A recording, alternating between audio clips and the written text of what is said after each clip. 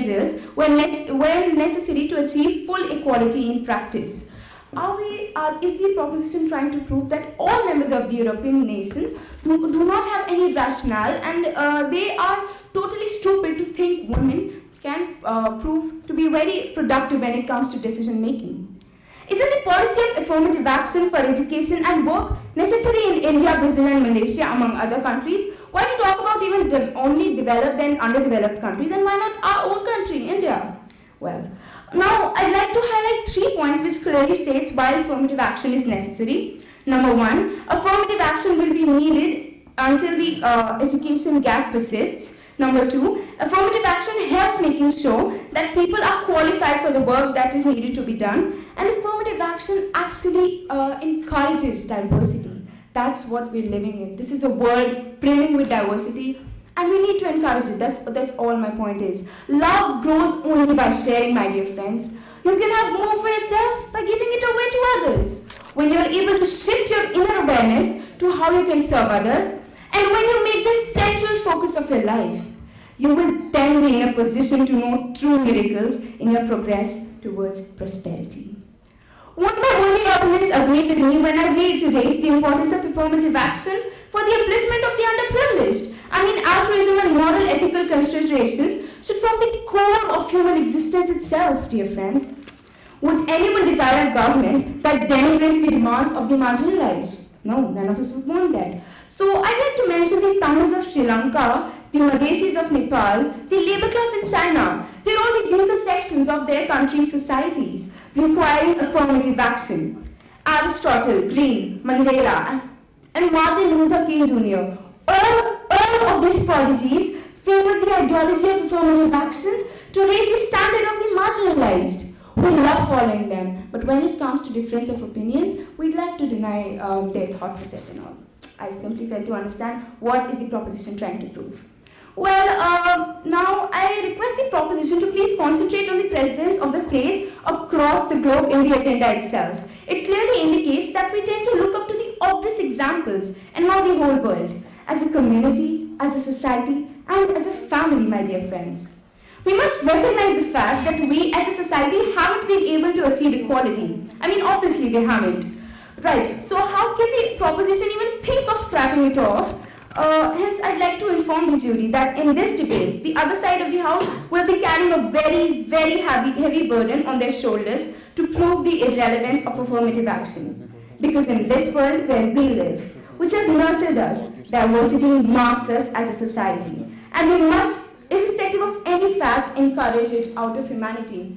My dear friends, we are the people of this world. We're the children, we're the future of this world. And if we as children would not encourage diversity and promote only selfishness, I am so discouraged about the fact that how is the future of the world going to be.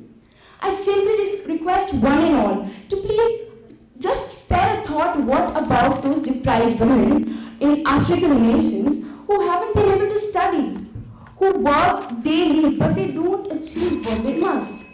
So herein I rest the case. Thank you so much. The second speaker of the proposition.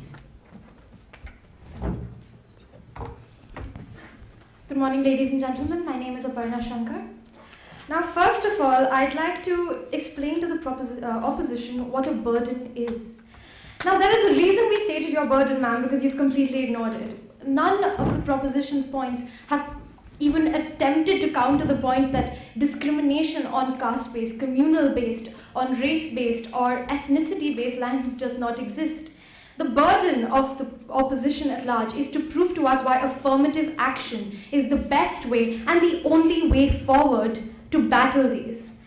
Now, let me define affirmative action because that would largely tell you why the first speech of the opposition was completely irrelevant. Now, affirmative action, it is a policy of favoring members of a historically or currently disadvantaged group on caste, ethnicity, race, and other communal lines.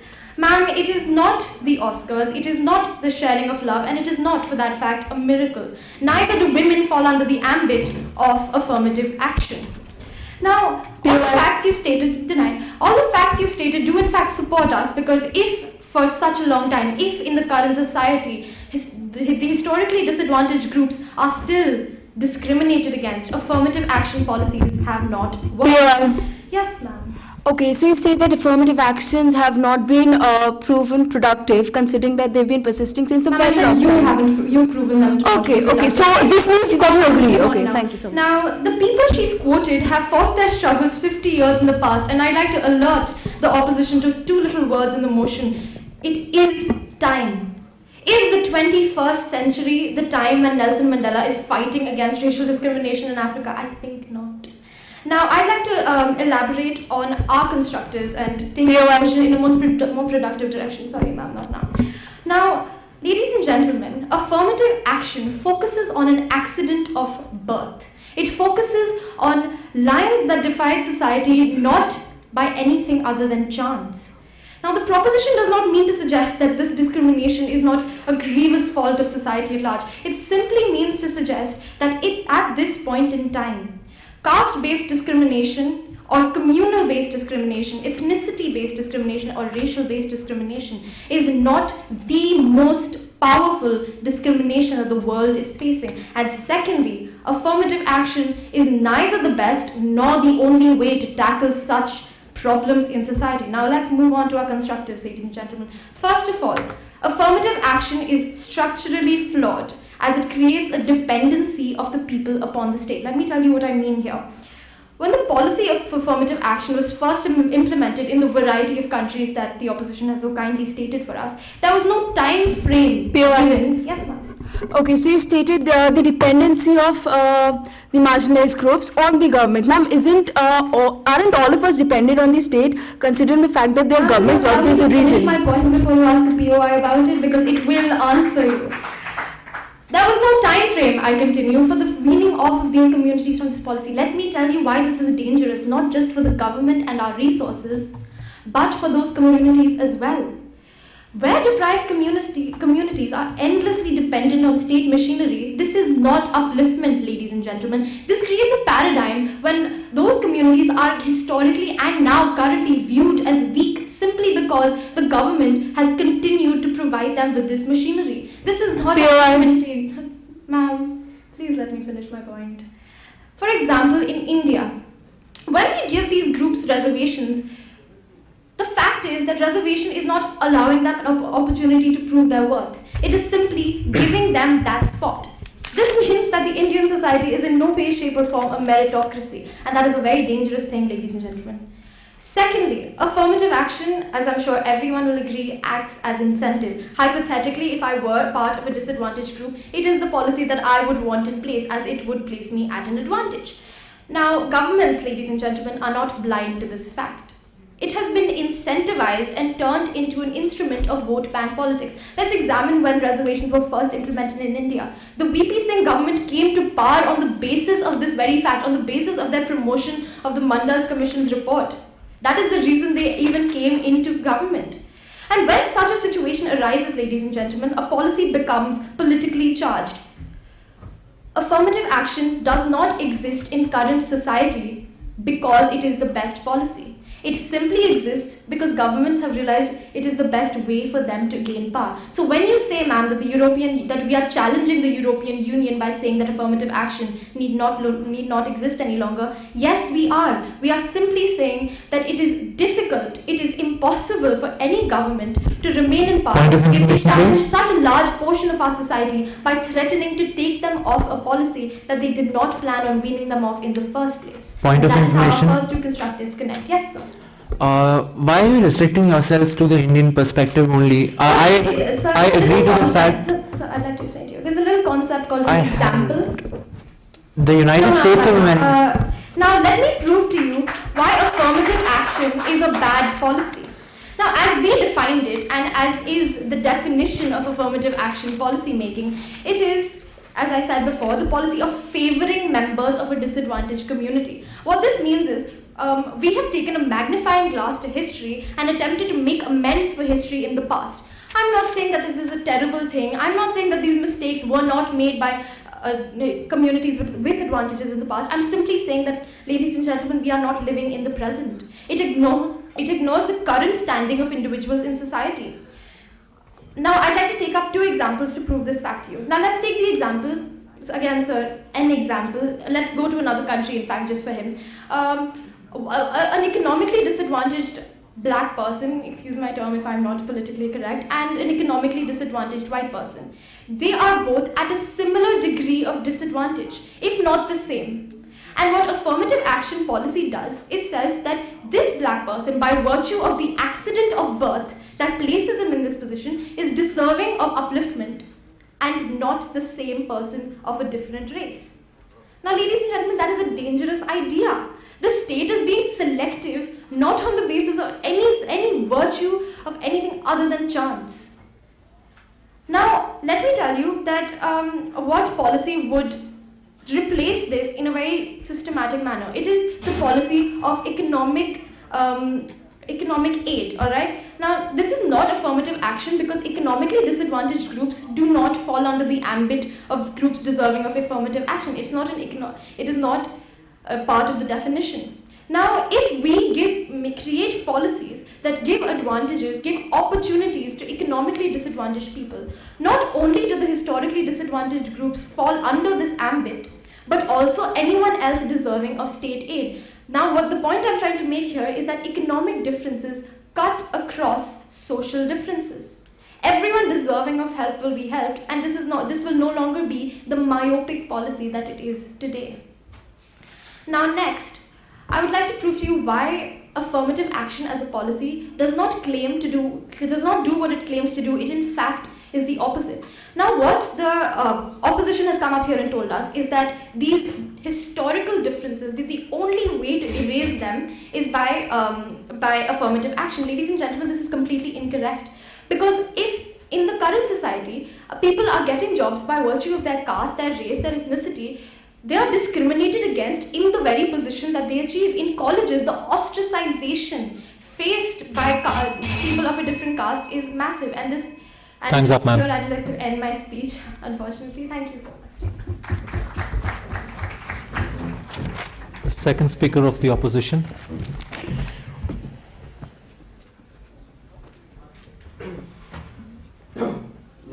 Good morning, ladies and gentlemen. I'm the second speaker for the opposition. So, I'm Prakhar Rathi, and I'd like to start now. So, scrapping any policy is a very tedious and a lengthy procedure. We cannot only base our decision on the present circumstances. We have to take into account the past experiences and the future implications. Only then can we decide whether a policy needs to be amended or scrapped altogether. I'm going to look at, and this is exactly how I'm going to approach my topic. I'll be looking at the moral aspects, the past injustices, and the present condition of the disadvantaged social groups. Before we start debating over the topic, whether affirmative action is right or wrong, we need to look into why it was initially installed. As I think everybody forgot to mention, it was started by John F. Kennedy and Lyndon B. Johnson in their office decisions. This was done to fight the oppression of minorities, to atone for the past sins and the past injustices which were faced by the blacks in America, or maybe the Dalits in India, or Malays in Singapore and Malaysia. Many people call affirmative action as a preferential treatment. So correct me if I'm wrong. Preferential treatment means that one group is placed above another one, that one group gets more opportunities than the other one. So tell me if I'm wrong again, correct me if I'm wrong. Didn't the majority have its affirmative action for the past 400 years when only the majority was given the opportunity to be educated, to get employed, to have a decent standard of living, while the minorities had to rot in poverty? They were not educated, they were not given employment opportunities. The only career option they had was slavery. No, thank you. So for 400 years, the majority enjoyed affirmative action. But the moment this privilege was handed over to the minorities, they start questioning the system. They talk about rights, they talk about justice. Tell me where was the justice when they were discriminated against time and again? POI, sir? No, thank you. It's not even been 100 years and you started questioning the policy makers. This is an example of how the majority always, and continues to dominate the society. They always want to run it on their own terms and conditions. POI, sir? Yeah. Sir, does the motion not state the time has come? Are you in any way, shape or form suggesting that 100 years is not a long time? So, the 400 years of injustices wasn't a long time either. I'm saying that we have to compensate, one second, we have to compensate for the injustices which were done in the past to the minorities, and I think 100 years is not the time which should be given. POI, sir? Yeah. Just clear this up for me. 400 years ago is not in the past. Yeah, it is in the past. So. Alright, no, that's okay. Okay. So tell me, the government, is it wrong in handing out privileges to compensate for the past sins, to right a few wrongs? Now I think the proposition was going to raise a POI, I guess. That's saying, why should we suffer the punishment for the crimes our forefathers did? Or why should the current generations get the compensation when it was in fact their ancestors who faced the injustices?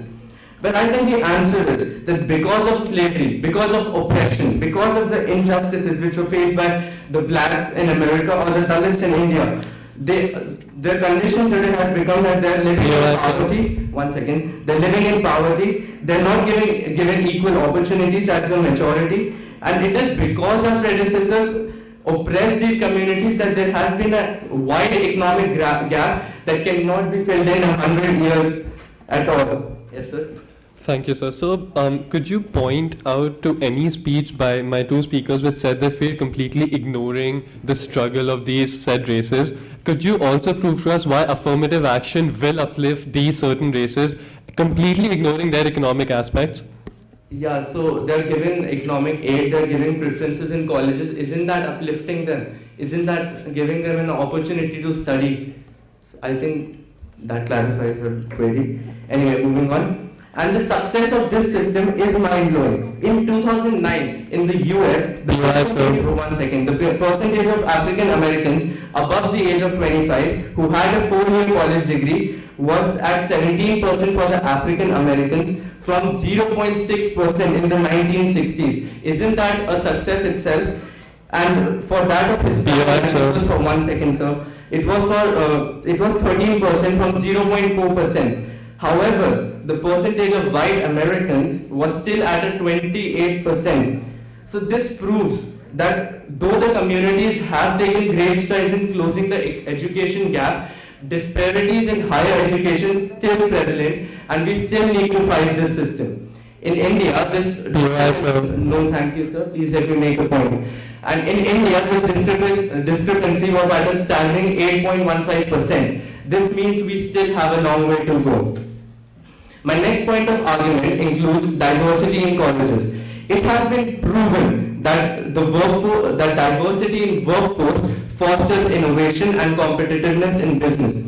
In a Forbes survey, it was found that 85% of the respondents said that diversity is crucial for their business, and 75% agreed that they would leverage diversity in the next 3 years. The attempts of prestigious institutes like Oxford or Harvard also point out, to diversify their crowd, also point out that diversity leads to creativity. Finally, I'd like to address the issue of mixed matching. For those of you who don't know, mixed matching is a phenomenon wherein a person ends up in a college where he does not actually belong, and thus he finally has to drop out. I think opponents of affirmative action blame this on the policy of helping the disadvantaged. But let me ask you guys, is it not better that only some of them drop out rather than none of them going to college? Isn't that helping them? Richard Sanders of UCLA said that there would be a 7.9% drop in the Afro-American attorneys if this policy is continued. And this was a moment of rejoicing for the opponents of affirmative action. However, the following year, this policy was debunked by 2 Yale professors who said that it would in fact drop by 12.7% if this policy is scrapped altogether. I can name numerous people who we wouldn't have any clue about if it wasn't for affirmative action. America would never have a black president had Obama not been benefited from this policy. At the same time, America would never have an actor who could play the black president if it wasn't for if Morgan Freeman didn't know about affirmative action. Would Canada ever have been home sweet home for Punjab if it wasn't for employment equity in Canada? India couldn't witness the talents of actors like Ajay Devgan and Johnny Lever, sportsmen like Vinod Kambli and Seema Fogart, and I guess Kolaveri Day would never have been a hit. And finally, I would also like to talk about the politicians. Our former speaker, Meera Kumar, was also benefited from the policy of reservation. Does the success of these people not point out that this has helped the underprivileged to come out of their caves and live up to the expectations of the world? So before we even think about scrapping affirmative action, we have to think about what is good and what good it has done to the society and why it is morally correct. Thank you. The third speaker from the proposition.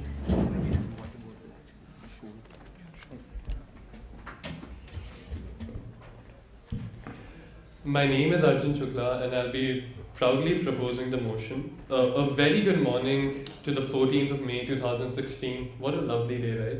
And this is directed at my opposition who do not realize it's 2016, it's the 21st century, and it's time to stop dwelling in the past and living in the 1800s. It's time, you know.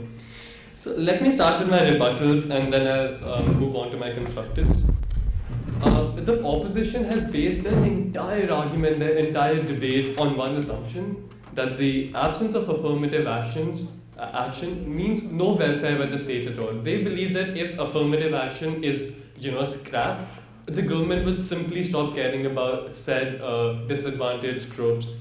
Sir, in all the two speeches, we have reiterated the fact that affirmative action is not the only solution and the best solution forward. Economic aid needs to be provided in a different manner because economic disparities cut across all cultural and communal barriers. Secondly, the deputy leader of opposition came up and said, let's not scrap it, it's a very lengthy and complex procedure. So, we gathered here today because it might be ideally wrong, it might be wrong in principle. We don't come here and say, let's not scrap it, it's actually quite lengthy. So a lot of things are lengthy and complex, so the speaker believes it's just because certain concepts or principles are very complex. Let's just leave it. Let's just leave class 12 maths is very complex. Point of information? No, sir, thank you so much. The opposition believes that affirmative action is a blanket solution to each and every problem in the world. A person can't walk, affirmative action is the way. I'm limping on stage, affirmative action is the solution. Point of information? Just one second, thank you so much. Let me reiterate the fact that the affirmative action is not a blanket solution to every problem you see in the world, right? Coming to my constructors now. I'm so sorry. The first, let me read out the motion for this house today. The motion says, this house believes that it is time to scrap affirmative action across the world. Let me try to highlight the important words that the opposition should have realized when they read the motion first. It is time. It is now the time. We're not saying that it wasn't required 100 years ago. We're not saying that it was never required, and we're not turning a blind eye to all the struggles of all the great people, say, all the great personalities he came up on stage and said. We're saying that it is time now to change it. It is time to open our eyes to a larger perspective and recognize that all people, regardless of social and religious lines, need help. So I think, if I'm not wrong, the leader of opposition came up and said that the manual scavengers are still existing. There is still some Dalit boy in some nook and corner of the world which is still suffering from so much of discrimination, which is exactly our point. Affirmative action is not helping these people, which is why we need a change. Just one second. This is why we need a change and we need it now. Yes, ma'am. Sir, you mentioned that affirmative action isn't proven to be productive. So what I meant was that we need to give it some time. No, we need to give it time. Thank you so much, ma'am. Coming on to my second constructive is that how political parties have started using it as a political tool. The concept of vote bank politics is based on this very fact. Let me let's turn our eyes back to 1980s when the VP Singh government, banking on the Mandal Commission report, came into power. Right? Their main agenda throughout their rallying was that they would pass this Mandal Commission, which would increase the reservation for people, and this is how they got into power. So they're dwelling on the disparities of the people. They use it as a political tool to come into power. Right? 1947, Dr. B.R. Ambedkar in the Constitution provided protective discrimination to these people for 10 years. Opposition, please listen. It was 10 years, and yet we're in 2016 as it still exists, and it's only been increasing. The Patels, the Jats, all of them want to share into this. So, what the point the proposition wants to make is there is no weaning mechanism for this, because as long as political parties can use this as an incentive to come into power, they will continue exploiting this certain fact. Coming on to my third constructive, which says, affirmative action looks at your cultural identity, it looks at your historical background, completely ignoring your current situation, your current economic disparities. So let me enlighten this all with an example. I will not restrict myself to India because the opposition really hates our country, I believe. So let's move our eyes to the United States of America, where there is, say, a black person, I'm sorry if I'm politically incorrect, and say there's a white person. Both of them are, these two said individuals are they're economically disadvantaged in comparison to all other people. They don't have the resources to access food, access education, access healthcare. So what the opposition wants the government to do is that uplift the said black individual, uplift that individual just because he or she had been racially discriminated 100 years ago. What we say is that we recognize the fact that the blacks were oppressed in the United States and perhaps across the world. But what we also do recognize as the opposition is that the white person is economically deprived. He or she too needs help. And this is what we mean to say why affirmative action does not work. We're completely ignoring the disparities of other people just because they weren't oppressed 100 years ago. So what affirmative action tries to do is bridge these social differences by making them much more evident in society. If suppose the government is extending a hand to only one section of the community, the people who are not receiving help by the people, they will definitely increase in a way that discrimination against those people because they are not, just one second ma'am, they're not receiving the help from the government, which in fact they should because they are deprived as well. Yes ma'am. Sir, you mentioned that the economically disadvantaged or the disadvantaged as a whole are receiving help from the government and the rest are not. So why don't you recognize that they had already been at an advantage earlier when the disparity still persisted? You're not understanding the point. At no point is an entire committee, I'm so sorry, and at no point is an entire community, at a higher pedestal. There will be people who did not receive those incentives when they were 100 years ago. Not all Brahmins are CEOs of all multinational firms, right? So what opposition, the opposition has a very myopic view of society. We're not restricting ourselves to only said individuals. We're opening our eyes to the entire world at large and providing help to all those who need it, regardless of their race, caste, sex, or anything else. We're opening our eyes to all problems across the world.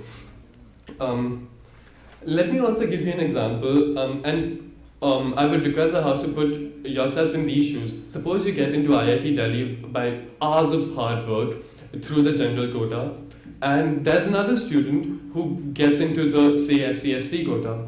So there is a segregation in that institution because the people who worked hard for it, the people who spent sleepless nights would in at least some layer believe that they're not being provided justice, and just because The House believes that it is time to scrap affirmative action across the world. May I request the first speaker of the proposition to start? Thank you.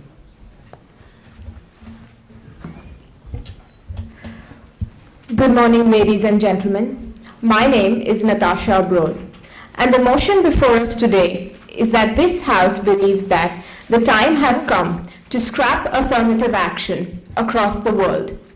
Now, the burden on the proposition today is to prove that affirmative action is no longer the best way, the only way, and the only way for each and every deprived individual to achieve prosperity.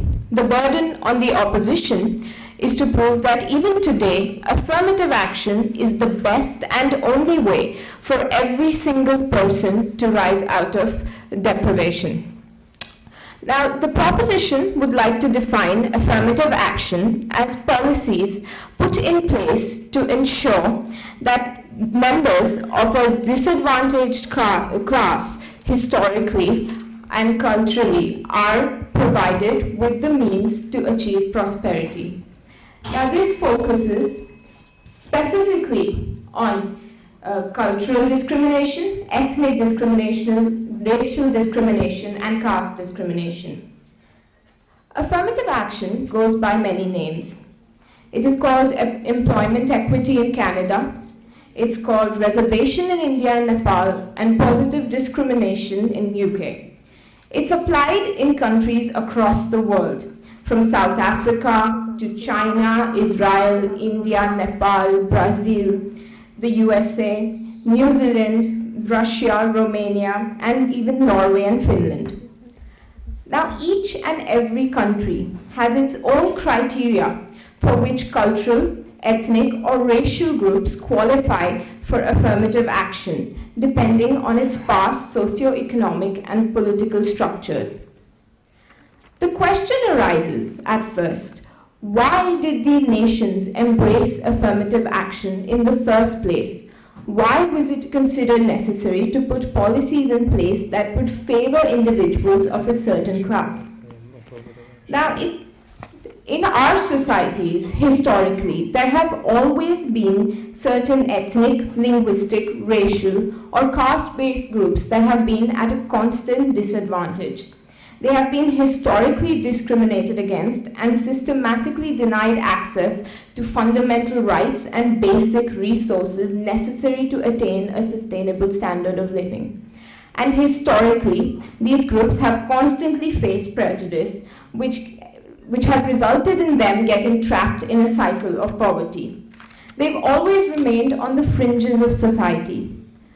Now, reservation and affirmative action as a whole came about as a means to bring them into mainstream society and to assure and ensure them the basic rights and amenities required to live a sustainable life. However, today, in the world of present day, societies have changed. Socio-economic and political structures have evolved. Yes.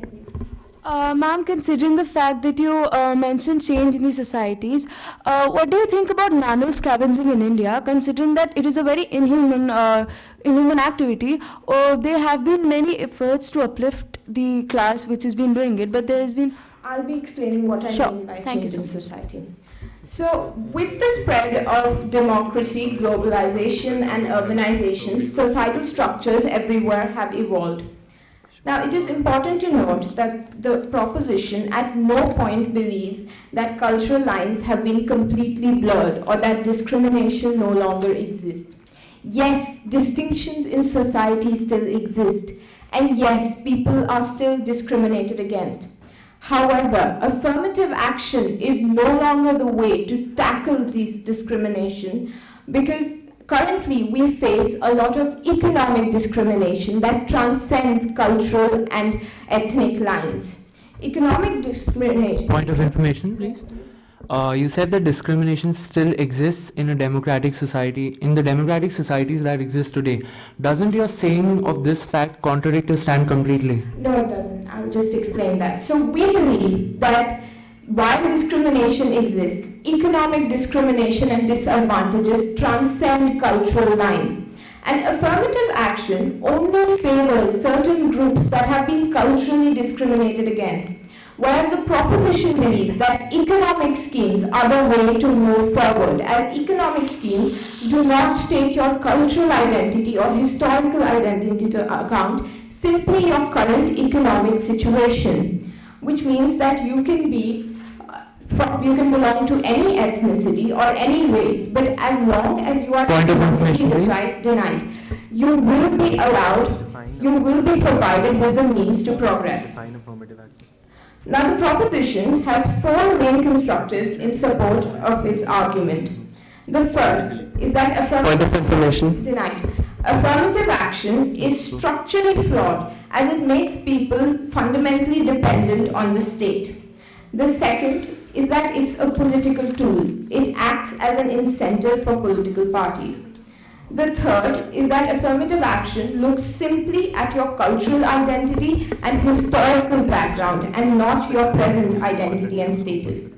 And the fourth is that affirmative action amplifies and reinforces the differences in a society. Now, to come to our first constructive, which is the dependency of individuals on the state. There is no weaning mechanism in place for this policy. At what point do you decide that it is enough? At what point do you decide that individuals are now capable of making their own way forward and surviving without state intervention into their education and employment opportunities?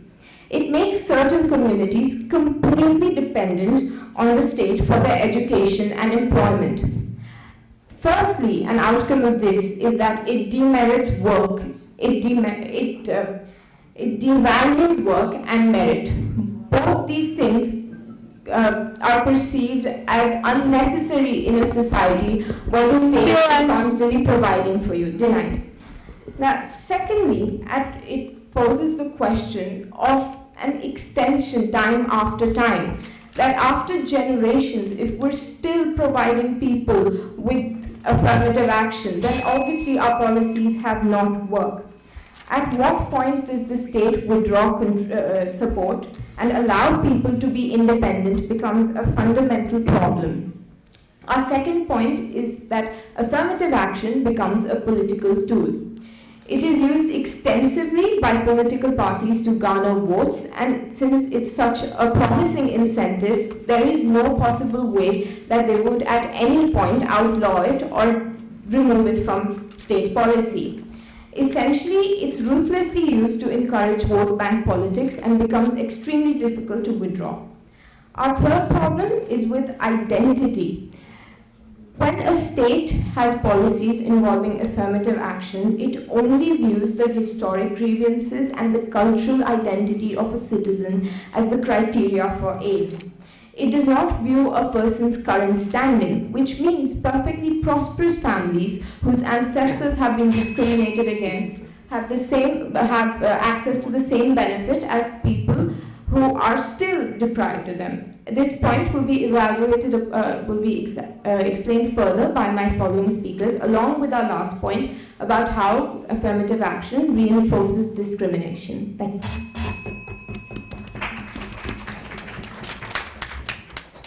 Morning to one and all present here. I'm Priyam Sharma, and I'll be setting the case for the opposition.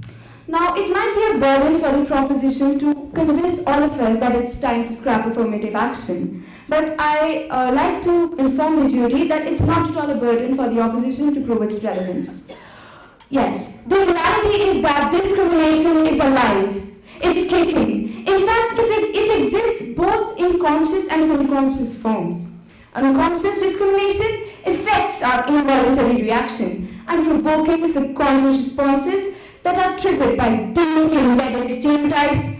But conscious discrimination is also referred to as avoid. So the two most commonly cited reasons for the continued need of affirmative action are the need to counteract the effects of present racial discrimination and to provide reparations for the lingering effects of past discrimination.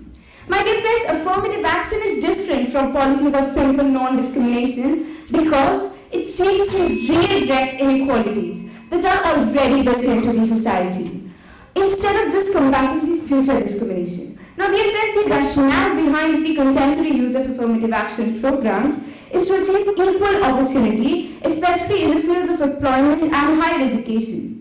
I mean, can you take a person who has seen the misery of torment and torture and liberate him, bring him up to the starting line of a race and say that he is free to compete with all others? Is it fair? In the USA, because they love looking up to the USA, so I'd like to mention, although the white women make up only 48% of the college-educated workforce, They hold over 90% of top jobs in the news media, 96% of CEO positions, 86% of law partnerships, and 85% of tenured college faculty positions. You know why, ma'am? Sure. Ma'am, you said that communities which have been discriminated against from time to time, it is unfair for us to throw them into this competitive world because they're not in the same standing. Do you believe that affirmative action, say reservation? Yes, ma'am, just hear my question I first. believe that affirmative action strengthens them, Ma'am, it encourages them. Thank you so much. So, more than 2 centuries of subjugation have given deep scars of slavery to the deprived.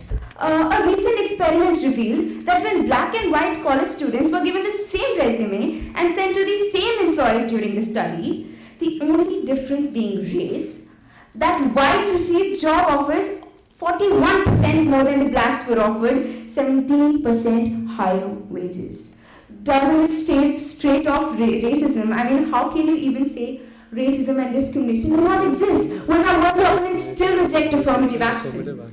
My dear friends, I hope we all remember the Oscars this time. Yeah, Leonardo DiCaprio won it, I'm happy.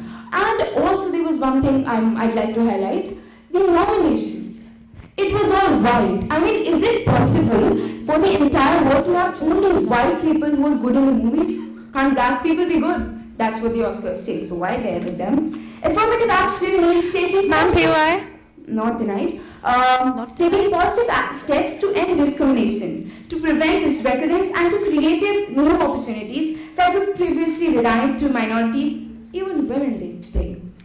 They are not meant to guarantee equal results, but instead proceed on the common sense notion that if equal opportunity has been guaranteed, it is a reality. It should be a reality. Can African Americans, women, people with disabilities and other groups facing discrimination be fairly represented in the nation's workforce and educational institutions without affirmative action? I simply fail to understand what is the proposition basing its case on. Minorities seek not just freedom, but opportunity.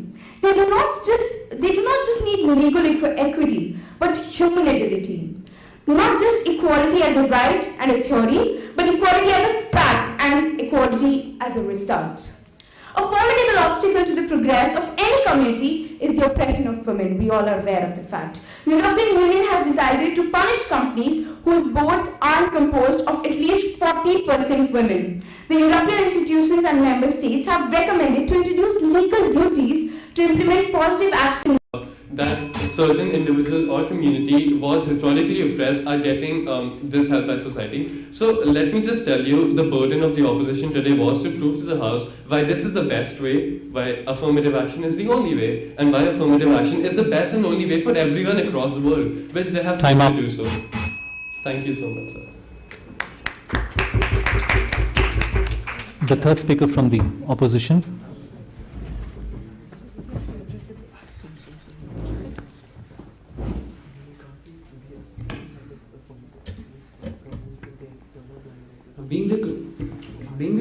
My name is Abhir Mehta.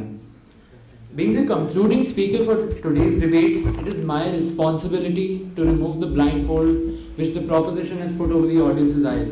Now, firstly, thank you for the second and the third speaker for giving just 2 examples which are not related to India or not pertaining to India, but it is very evident that the proposition has completely restricted their arguments on the Indian perspective. They aren't even aware of the present situation in the United States, and I will just clarify that in a moment. Now, I would just want to shift focus of the entire audience to this one aspect of affirmative action, which is called race-based integration. Now, what is the goal of race-based integration? What is its objective? Why do countries like the United States of America and the United Kingdom, especially countries like England and the United Kingdom, have recognized the importance of race-based integration over economic criteria for providing affirmative action? It's a very simple reason. It's racial integration of minorities and disadvantaged groups. So what this means, they have realized the necessity for this to dismantle the current barriers on these disadvantaged groups who suffer from an unjust availability of opportunity, and it is also to create a democratic civil society. Now, POI, sir. yes, please. Sir, are you aware that the United Kingdom has banned protective discrimination? The United Kingdom, I'm very sorry, has banned protective discrimination, agreed, but they haven't banned positive discrimination. Now, I'll be coming to that in just a moment. Now, what I was saying was... POI, sir. Yes, please. Are you aware those are the same thing? I'll just come to that in Okay, a moment. sure. I'll I'll find wait that for in a moment, please. Now, the first speaker very clearly stated the fact that these disadvantaged groups, these minorities, they've always been on the fringes. They have, throughout their arguments, very elusively pointed to the fact that yes, they are disadvantaged, yes, they are economically disadvantaged, so we should have an economic criteria to uplift them. But they have failed to analyze the very important reason. Why do we have sons of sweepers becoming sweepers for many generations to come? Why colorfully emphasized on the fact that now is the time to scrap affirmative action. If we scrap affirmative action now, when its benefits have not been completely achieved, when it has not completely fulfilled its objective, what do? The governments have just... POI, sir. Yes, please. Sir, your speakers enlightened the hall on how affirmative action has existed for over 60 years now. Do you not believe that a policy which has not worked for 60 years is not efficient enough and needs change? I will just come to that in two more lines. Okay, I'll just come to that right now. Now, it's a very important fact to realize that countries like the United States of America and the United Kingdom, once again, they are actively changing their affirmative action policies. Now, we had the second speaker asking me a point of information that yes, they have banned some form of discrimination. Yes. So they have banned preferential discrimination. Now, I would just like to make the audience realize, make you guys realize the fact that there are very two important things which all such countries, including countries like India, who have been constantly changing their affirmative action policies, have realized. A, the founding ideals of affirmation have not yet completed their goals. Yes, I agree, they can be, now the proposition says that they have elusively pointed to the fact that yes, there are exceptions to all cases, and even we cannot deny this incontrovertible truth that yes, there are exceptions and yes, there are defects to all cases. And that is why we have a scope for improvement. We have countries improving these. In the year 2005, the University of Texas at Austin had a major case in the Supreme Court regarding affirmative action. And 7 years down the line, 7 years after that, in 2012, the United States of America very actively changed their policy. So what this is, race-based integration has played a very pivotal role in such situations. This is what is very important to realize. Integration is not conceived as a short-term remedy or a long-term remedy. It's actually conceived a remedy for ending racial disintegration and for it's pertaining largely to the disadvantages of these disadvantaged groups. Now, I would also like to say that the proposition have very elusively and very boldly boldly said that we should have economic criteria in place of affirmative action. But they have, once again, as I reiterated before, they have failed to realize the fact that these economic criteria, these economic depravities in disadvantaged groups are very positively because of the historical discrimination that has been continuing till the 21st century. POI, sir. 2016. Denied, please. Now, the second speaker said that women don't fall under the ambit of affirmative action. And they, in their definition, the second speaker was repeatedly quoting the definition of affirmative action, which is to give preferential treatment to historically or currently disadvantaged groups. But weren't women historically disadvantaged? Denied, please. Now, if they say we have to remove affirmative action and they say that we are basing our arguments on assumptions, so let's talk about reality. People, if we remove affirmative action, we'll be having people suffering because of the historic disadvantages, the historic prejudices. Now, what is the fact that the second speaker said that these disadvantaged groups are disadvantaged because of an accident of birth. But I would just like to say, why make people suffer because of this accident of birth? it is right now it is not the time to scrap affirmative action. Now, they have said that it's neither the correct way, neither the wrong way, but they haven't really said that it's not a way. Now, also there's an important fact that the debate right now has been going on and has been criticizing. Both sides have been, especially the proposition, they have been contradicting only the historical model of this affirmative action. Now, the current model, which as I have been repeatedly quoting, has been improvised by countries like the USA and UK, is based on an integrated scheme. Now, what this is, that the present model of affirmation, it's under strict scrutiny, which is very important to realize. They have very guilely avoided that fact. It's under strict scrutiny and it's focused on promoting 3-4 things. The first of them and the most important of them is equality of opportunity in relation to jobs and education. And as I have been focusing throughout my entire debate, it's focused on promotion of racial integration.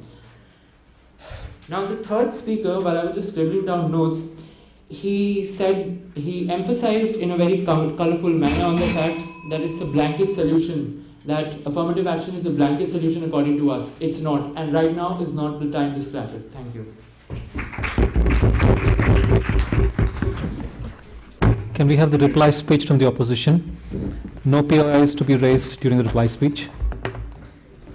Good morning, ladies and gentlemen. I am Himanshu Sood, the speaker of the opposition, speaking on the agenda to summarize the speech for you. Firstly, what I found amusing was that the proposition probably had pre-prepared speeches because they were countering arguments which we never made in the first place.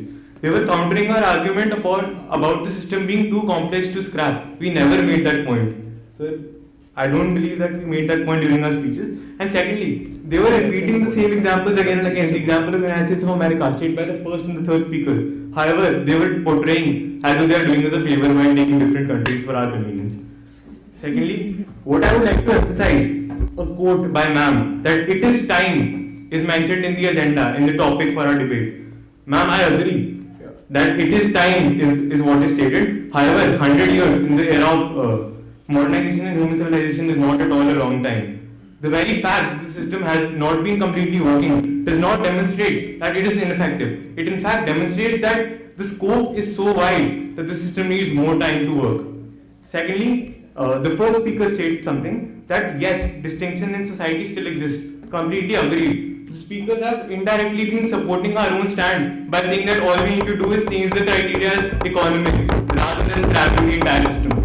They completely stated that we need to change the criteria of preferential groups to economic in order to still retain the system of preferential system, however, change the basis. Okay, and another thing, the debating opposition was debating under the assumption that we live in a utopian world. We do not, ladies and gentlemen. They were ignoring examples provided by the first speaker as to how discrimination still exists, and they were debating under the assumption that there is no discrimination in today's world, and all that happens is that economy is the only criteria by which we can determine how disadvantaged someone is. Also, the example given about IIT Delhi, that there will be one IIT Delhi guy who will be selected through hard work and another one who will be selected on the basis of their quota. The hard work will show. When they actually perform during IIT Delhi, the hard work will show. They will realize that how the hardworking person is performing better through the 4 years. However, all the reservation system does is that it provides an opportunity to the backward class to prove themselves. If during those 4 years, if the backward person performs better, then what does this prove? He was more deserving. That's all it proves. With that, I would like to sum up our stand and end the debate. And that's it. Thank you. Reply speech from the proposition. Good morning once again. Ladies and gentlemen, I was going to come up here and say that in a debate, I was going to state this for the sake of the opposition. I was going to say you have to counter points that the proposition has actually brought up. And then the last speaker of the opposition comes up and steals the words right out of my mouth. I feel it is my duty to counter him here. So the very first sentence you said in your first speech was that it is a very lengthy process to take away any policy. And then you came up here and said, I never said that. Now, secondly, he came up here and he said that I think, and I quote this. I'm sorry, I had to take it down the second he said it. He said, I assume that I guess that the opposition was going to say this point. And then he brought up a point about, the proposition will say that we don't deserve the burden of all this. We never said that. We said that we accept that the discrimination has existed for n amount of years in the past. Then he said that we are blaming mixed matching upon affirmative action. I'm sorry, I really don't mean to offend anyone, but I didn't know what it was until you came up here and explained it. And since you did such a good job, I can confidently say it doesn't fall under the ambit of the debate at all. Now, what you also said was that diversity in colleges brings about creativity. Now, sir, what it also brings about is discrimination. If I am in a college by virtue of my merit, and I'm aware of this fact, and I know that these other students have come here by virtue of their accident of birth, which is their caste, their race, their ethnicity. I'm sorry, but as a rational person, I'm not justifying what I'm saying here. I'm not saying it's correct, but I'm saying it is true and it happens, and I can give you examples as my third speaker has done. IIT Delhi is one example, that these people will be discriminated against. Does this policy not strengthen caste-based differences upon this simple fact? Now next, I'd just like to clarify the definition of affirmative action, because there's one gripe I have with the opposition, just personal. They listen to 2 lines of what we've said, then they begin countering it immediately. They listened to the first part of our definition of affirmative action. They heard the part where we said that affirmative action is a policy of favoring members of a disadvantaged group historically or currently discriminated against. They heard that part. What they refused to listen to was discriminated against on grounds of caste, ethnicity, race, and other communal lines. Point out to me which textbook taught you that women are a race, a caste, an ethnicity, or a community. Now 30 seconds more.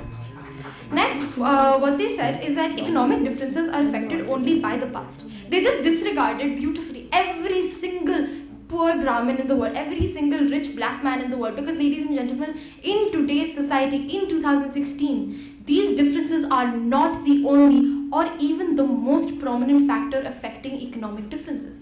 Now, let me bring up our actual constructives, not the ones that the opposition made up. Firstly, we said that affirmative action is structurally flawed. Next, we said that it acts as a political incentive. And lastly, we said that it amplifies differences in society. And that is why the proposition believes it should be scrapped. Thank you, debaters. Thank you very much.